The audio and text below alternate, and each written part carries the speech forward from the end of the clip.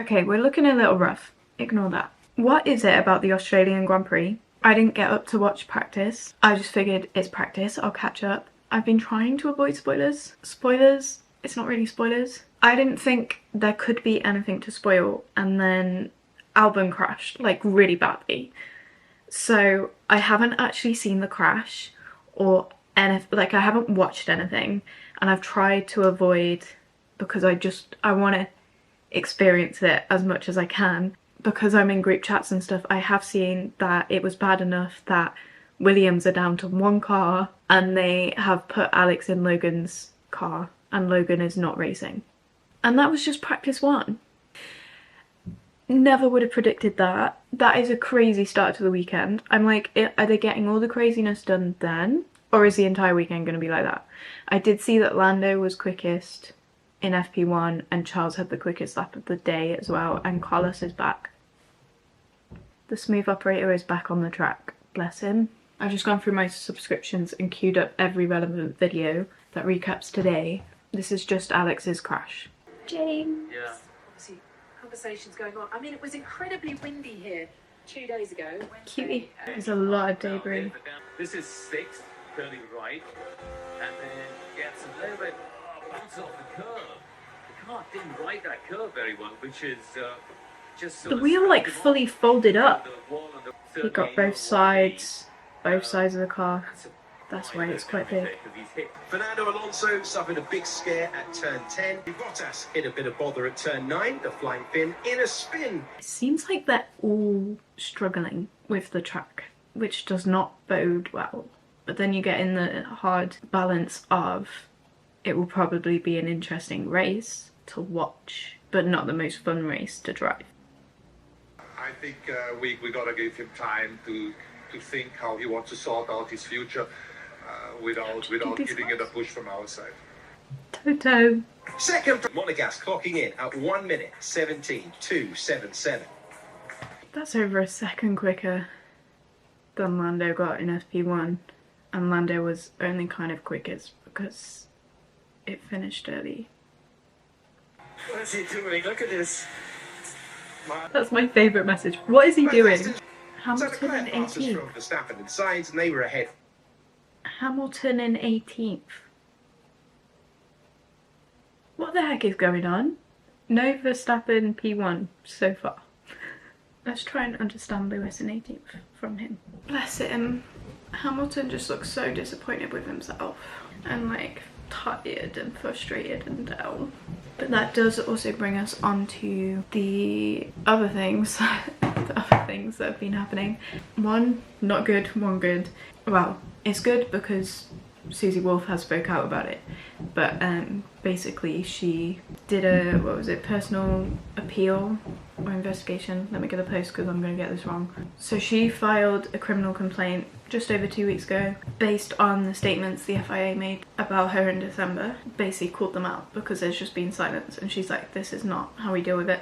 Not great, given they've just cleared the FIA president from their investigation, and Hamilton has not been shy. So he basically said he never trusted the FIA president even though he's been cleared, and he basically backed Susie Wolff and was like, we cannot have a sport where if a woman makes a complaint they're fired. So respect to Sir Lewis, he is a girly's girl. We don't even need to mention the articles about Susie that are just wife of F1 team principal. Like, really? She has a huge career. She's director of F1 Academy. Is that really the only way you're going to refer to her? Alternative good thing. One of the girls on our group chat works at Alpine, and she sent through, which I haven't really seen anywhere other than her sending it through, part of their aim of getting more girls into motorsport, which is kind of performative, but we was like, it's a good idea, we like it. They've put all the names of their female staff at the Enstone factory and Veery on the car this weekend, which is cool. I just wish more people were being like pointing it out. So we've got Sargent commenting on giving his car to Albon. This is the hardest moment I can remember in my career, and it's absolutely not easy. I am, however, completely here for the team and will continue to contribute in any way that I can this weekend to maximise what we can do. That was more eventful than we expected. Oh, on the whole Alex, hold on, be real. On the whole Alex car situation, someone did send through a funny meme.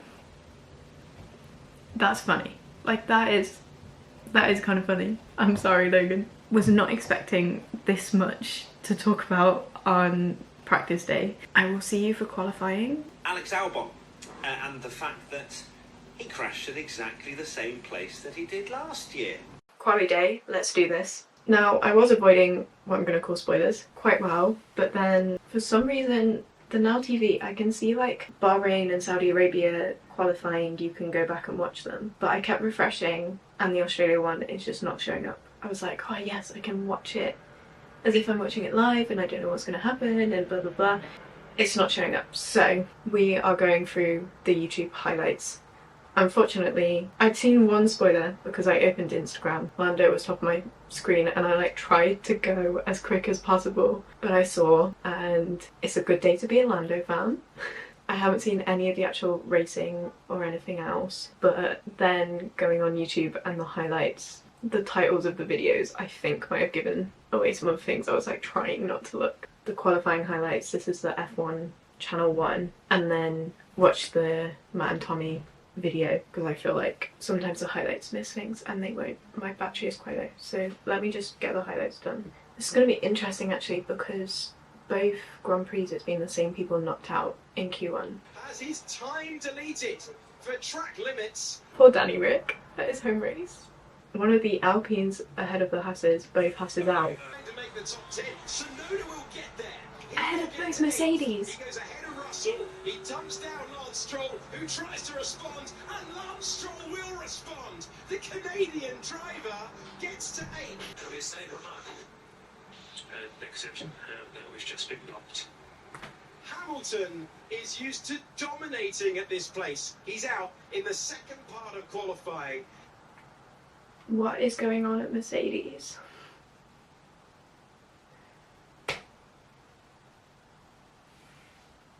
Along with Albon.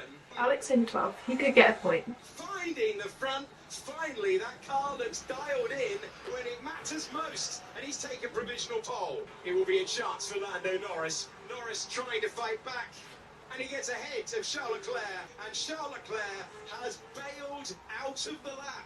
Behind the McLaren. Why did I think Lando got P3?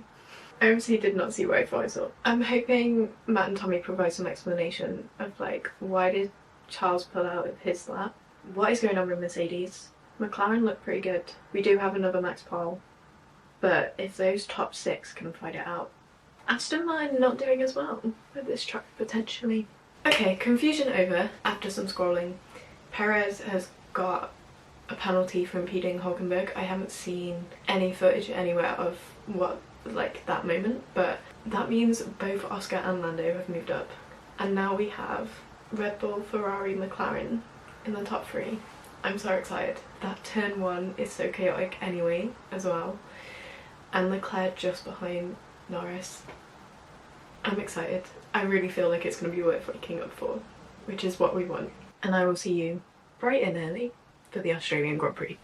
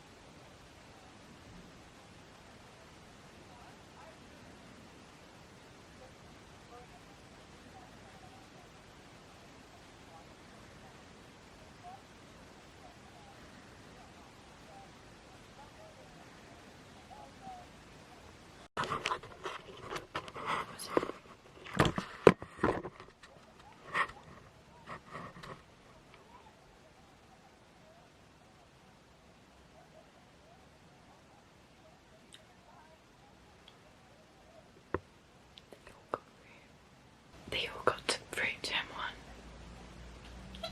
And George has already overtaken Perez. 0.9 seconds. Come on Sainz. DRS, and he's under 1 second. Come on Sainz. He's under half a second. Come on Sainz.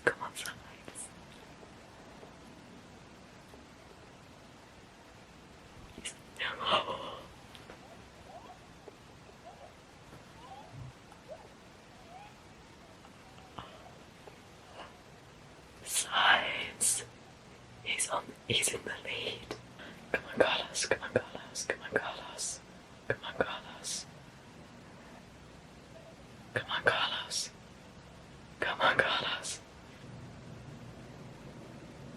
Beautiful. Come on mate. Verstappen's got issues. Huge problem for Verstappen. This is gonna be it. Oh my gosh. They literally tried to fix it. That's his first retirement in 43 races. That's crazy. Come on Norris. Piastri's close to Leclerc. We could have 2 McLarens on the podium. This is insane.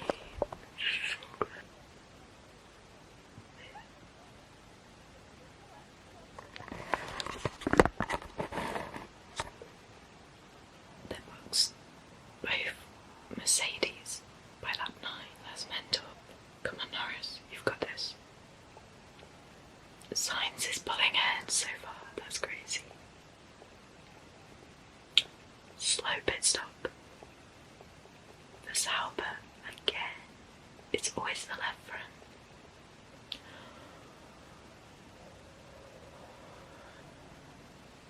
Come on, PSG. You got it.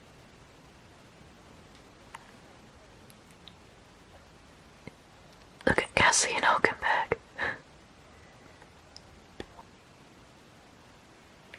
Ferrari are now going Plan B, whatever that means. So stressed. Norris is pitting. Come on McLaren. Another world record. Do it. Go.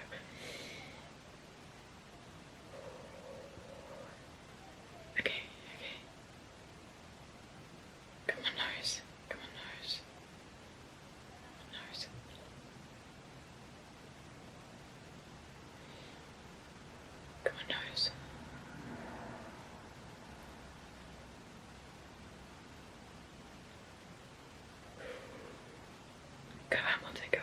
Go Hamilton.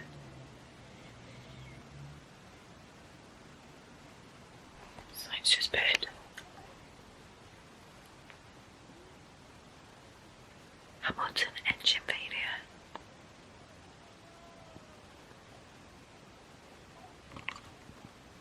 Yellow flag. Hamilton and Max out. Little yellow flag.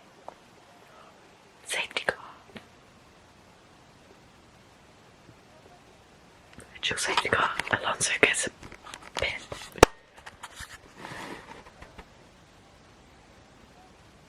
Okay, Alonso just pitted. Come on Norris. Okay, Norris is ahead. We've now got Sainz, Leclerc, Piastri, Norris. Safety car ending. Okay, green flag. Come on, Piastri. Norris is catching up so quick. Come on, boy. DRS enabled again. Doesn't help many people. Come on, Piastri. Alpine is at risk of losing his point. McLaren are currently 3-4 and Ferrari 1-2. I'm hoping for a Norris podium, a Carlando podium. Crossing the half-hour bingo card, that's what I'm hoping for. But my ideal at this point, I'm sorry Leclerc, but it's Piastri's home race.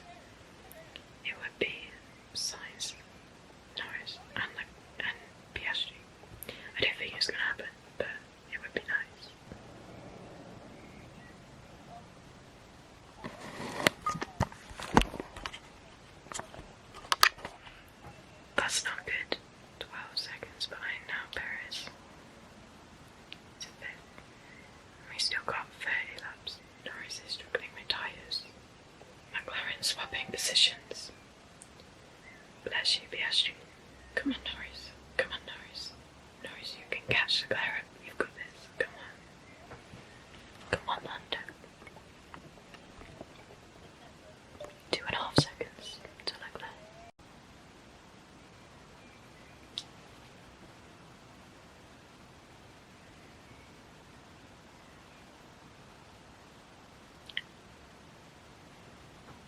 Leclerc stayed ahead of Perez.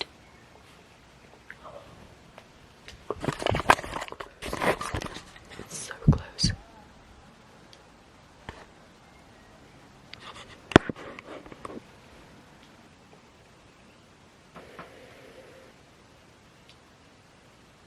This is my dream podium currently, but they all still need to pit. Come on, Norris.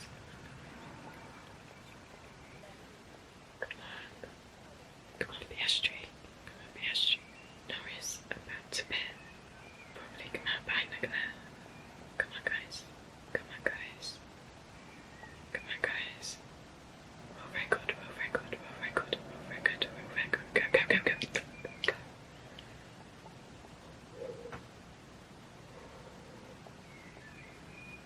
Go, go, go, go, go, go, go, go. 17 laps. You can get second again. Come on, Norris. Come on, Norris. Science came out 7 seconds ahead. 7 seconds ahead still. 16 laps. They're trying to do a one-stop with Russell, just to keep position. Mercedes are struggling. How's it gonna score a point again at this day? Come on, Norris. Come on, Norris. It's this lap.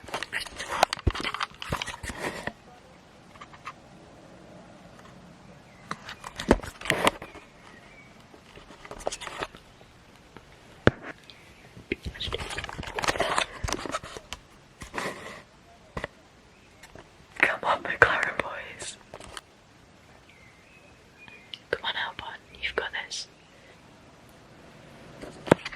Alpine just got overtaken.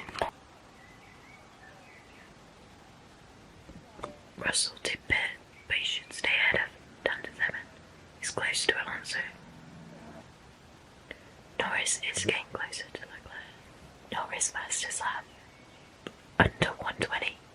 11 laps. You can do this.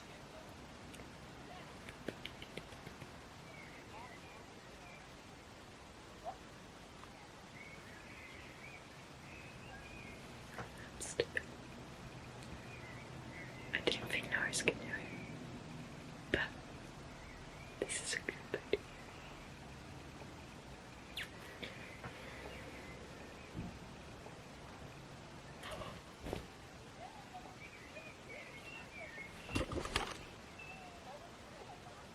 Yellow flag in the last lap.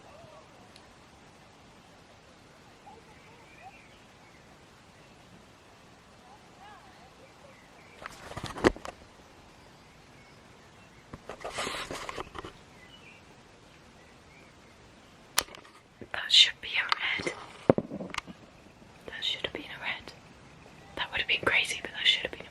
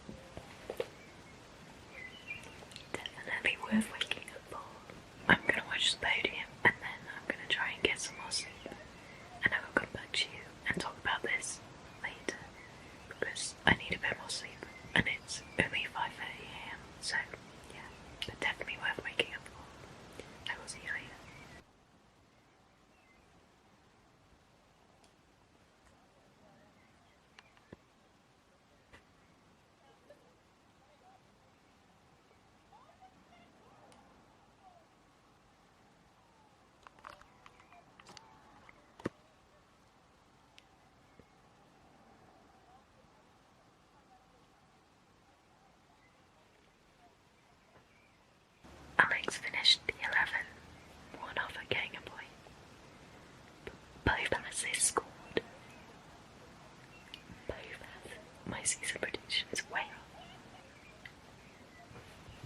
First doing the interview. Come first doing the interview.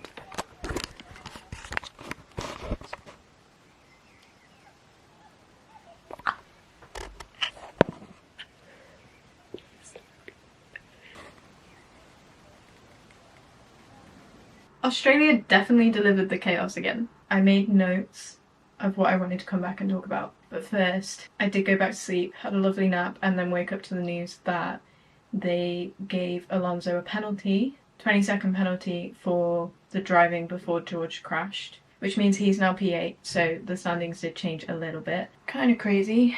I'm not sure some of these notes even make sense to me now. It was 100% worth the early wake up. That's the good news. Obviously, big story, Max DNFing so early. Very unexpected. His first time retiring in 2 years, which is crazy. Also the explosion footage when he drives into the pit lane and you like actually see it explode. But from then on it was like, okay. The Sauber pits, they need to get themselves sorted. They had one that was not awful. And even then that got investigated because of the wheel nut or something rolling across the pit lane. They're not racing bad, but as soon as they pit, they just lose everything. So bad. Alonso, despite his penalty, was actually doing really well. Like, it between him and Perez, and especially when Perez overtook him on the last half, and it looked like Perez was just going to run away with it and catch up to Piastri and Norris and all of that. And then Alonso just held on and stayed there. It was like, okay. I thought that was impressive. And also just showing like Perez in the same car that Max would have won in, but not being able to catch up to the McLaren of Piastri. Like, there was a good chunk of time in between. I just find it interesting. Let's talk about McLaren. P3, P4, great finish. It was a little bit controversial, the switching positions, but Norris addressed it in the press conference, and I think he said it so well in that actually it didn't change the final result. It was like a 30-second gap or 20-second gap at the end between Piastri and Norris, even with ending on a safety car, so that gap would have closed very slightly. So Norris just was quicker, and they actually gave Piastri the advantage by undercutting with the pit stops. So I think it totally balanced out, and I get that everyone's like, obviously it's his home race and a podium would have been amazing, but in this situation, just as a team, it was starting to affect Norris's performance because of the dirty air. Norris was quicker, he got P3 easy, said himself like he felt like he could have got P2, like he was definitely within fighting distance of Charles, which for McLaren to be fighting Ferraris in the third race is very exciting, which I know Melbourne is like a good race for them, so I'm trying not to get my hopes too high, but obviously very happy to be a Lando girlie. Ferrari did phenomenal. Carlos, as soon as Max was out, just took that lead, ran with it, was way ahead. He got a whole free pit stop out of it because he was that far ahead that he didn't lose his position in a pit stop, which is so impressive, especially given he's been in recovery mode, so he's not functioning 100%. Insane, well-deserved driver of the day.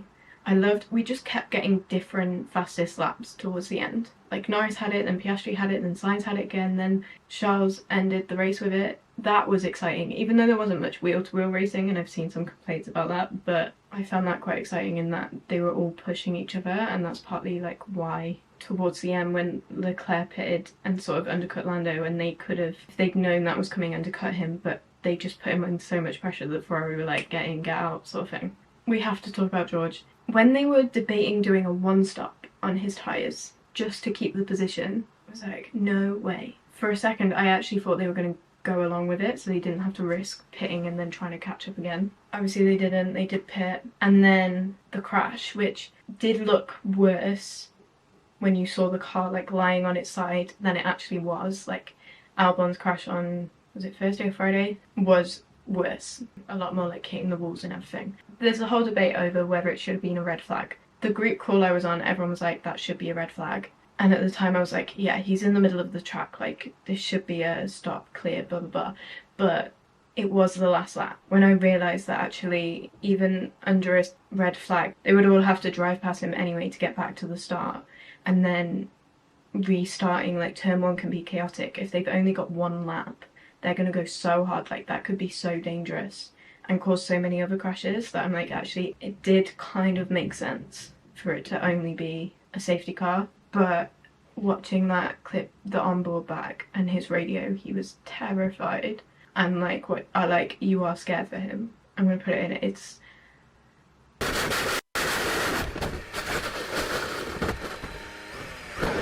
red flag, red flag, red flag. I'm in the middle of a track. Okay. Red flag, red flag. Red flag, you got Stroll. Red, red, red, red, red. I'm in the middle. Red. Why so long? VSC. Man, like, no one would want to be in that position. He is in the middle of the track. He can't see anything. He can't really get himself out. Like, I get it. And it was really weird for the race to finish under a safety car. That was very odd. And there were no overtakes on the last lap, blah, blah, blah. Like, a weird finish, but I think they actually did make the right call there. Hard day for Mercedes. Double DNF. I don't think anyone could have seen that coming. There's so many changes happening in the Constructors' Championship, which is so exciting, and points are really close. People did point out if Charles had been first, he would now be first in the Drivers' Championship, which would be amazing. But again, Carlos just did a brilliant job. You can't fault him. But yeah, the Constructors I started getting excited about because Ferrari are only 4 points off Red Bull, and then McLaren have over double Mercedes points 3 races in. Like, P3, McLaren P3 Constructors is feeling so doable. I'm getting so excited. And then there's 1 point between Mercedes and Aston Martin at the minute. That second half chunk, every race is making such a difference, like, especially with Fernando's penalty. Now the Racing Bull's having 6 points in 6th. Haas have 4 points. We're on the 3rd race of the season and Haas have 4 points. My prediction was way off, but I'm so happy about it. But I'm also like, bless him. Gunther has not been gone long enough. This is still like the after effects of his leadership, and I feel bad for him that he put all that work in and he doesn't get to really enjoy the fruits. But the nice surprise of him doing the post-race interviews, it was so nice to see him again. It was so cute, loved it. Whoever arranged that, give them a raise. Alex didn't get a point, he just missed out, which was a bit of a shame. And I feel like, I mean, you can just picture the Drive to Survive episode right now, where they like make a big deal out of it and make it that Logan's really annoyed and, oh, he didn't even score anyway, but he was close. I think anyone in James's position would have made the same decision. It was a hard decision. They had to make it. Let's go through some post-race tweets that I loved. My battery is flashing at me again, so short and sweet. I want to start off with Lando on Instagram just saying, gonna go get my appendix removed. And it's a cute picture of him and Carlos, which then Carlos shared on his story going, Carlando! And I just love that they embrace that Carlando is a thing. Speaking of our bingo, we're gonna get a row at this rate. We have a Carlando podium. Very happy to cross that one off. We also did get some radio karaoke, the classic Smooth Operator, although Carlos forgot, which is like heartbreaking, and his mechanic started it and then he carried on, but it counts. What was I gonna say? Oh, that's the interesting thing, is like 3 cars didn't finish, but we didn't actually have a collision. Just an interesting point. There were a lot of jokes made about the whole appendix situation. There's some funny ones with Fred, like thinking about how many other organs he can take out and like removing paint versus removing organs. Ferrari tweeted this. One of the fans gave Carlos an appendix keyring. I love whoever did that. So many just about the appendix. No appendix is one of the most insane innovations I've ever seen in my time watching F1. Carlos himself saying, I recommend all drivers to take out their appendix this winter, fully embracing it. So many similarities between Singapore last year and this race, which feels crazy. This one in particular, Sainz win, Norris podium, Russell's DNF on last lap, Magnussen 10th, and it's the race before Suzuka. Charles on his way to get his appendix removed, another one. If I had £1 for every time Max had an issue, George DNFs in the last lap and Carlos wins a race, I'd have £2, which isn't a lot, but it's weird it happened twice. Carlos, Charles and Lando in the cool down room was such a good combination. Like, they're friends anyway, so they were so relaxed and it was enjoyable, and they actually like let it run for a little bit. But I did love, people were like, oh, the Max Verstappen podcast is cancelled for today. A lot about not hearing the Dutch national anthem. like how I'm going back to sleep, this one. And then also Tommy pointing out that we are 3 race weekends and we're yet to hear the Dutch national anthem on a Sunday. One's about hearing the Italian anthem, which I must admit, like, those Ferrari, that was such a fun moment. All the Ferrari crew like singing that, it was so fun. Then there's loads about all the people who decided not to wake up for it and just catch up later, which were making me laugh. Carlos being with Charles and Lando in the press conference saying they're both his favourite teammates. This picture of Gunther interviewing Kevin in the pits, which is so cute. Alpine were having a field day, like they were making the most of it on their socials, giving no context whatsoever. And then one's about Carlos not having a job next year and he himself saying, well, I'm still jobless next year, so this can help. I'm still jobless for next year, so.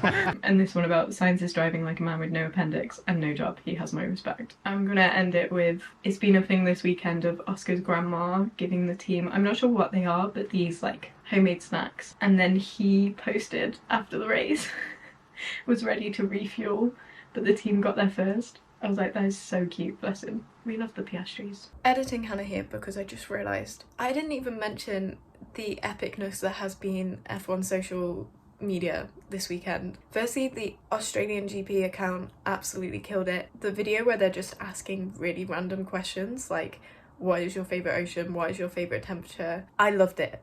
It's silly humour, but I absolutely loved it. They're decorating cupcakes for Alex's birthday and Alex shoving it in a fan's face. Also, the huge faces of, especially the Oscar and Danny Rick ones. Logan signing the poster that was like, was it Justice for Logie Bear? And then it had like a drawing with him.